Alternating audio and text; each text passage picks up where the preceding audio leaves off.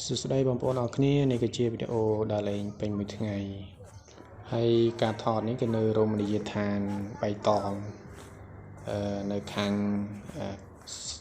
ស្រុកពួកបងប្អូនហើយពេលព្រឹកយើងទទួលទានអាហារថ្ងៃត្រង់នៅនឹងបាទហើយបន្តមកនេះក៏ចេញពីនឹងមកលេងនៅភ្នំក្រោមគឺធ្វើដំណើរទៅខាងទន្លេបាទគឺជាលើកទី1ឯងតោះដែរបានចោះទេតែដល់ឡែកថ្ងៃនេះបានមកលេងបាទចង់មើលចង់ស្គាល់ហ្នឹងហើយបាទហើយជាវីដេអូកម្រងបាទដែលបានជួបជុំគ្រួសារបានដើរលេងនៅភ្នំក្រោមអញ្ចឹងថ្ងៃនេះក៏មានការបានជួបជុំគ្នាអញ្ចឹងក៏បានដើរលេងជាមួយគ្នាទៅខាងនោះគឺម៉ាក់របស់ខ្ញុំបាទហើយអាកាសធាតុថ្ងៃនេះរៀងក្តៅតិចក្តៅហប់តែវាជិតនឹង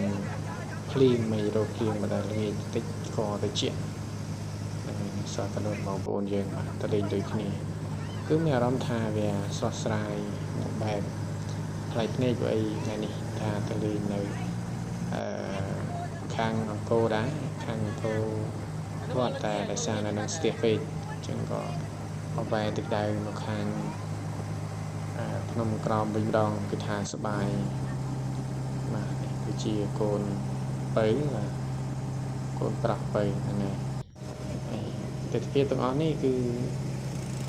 វាសម្បូរទៅដោយសង្ខាងគឺព្រៃគឺជាព្រៃលិចទឹកហើយតម្រាំតែជីបានមកដល់កណ្ដាលគឺមានរយៈពេលមិនយូរប្រហែលដែរបាទហើយនេះមកបងមកដល់ពេលមកដល់កណ្ដាលគឺមានផ្ទះគេដាក់ផ្ទះនៅលើទឹកហើយមានរមណីយដ្ឋាននៅលើនឹងសម្រាប់យើងអូបចំណីអាហារអីផ្សេងៗយើងចង់កំងអីក៏មានផាយឆាអីក៏មានដែរហ្នឹង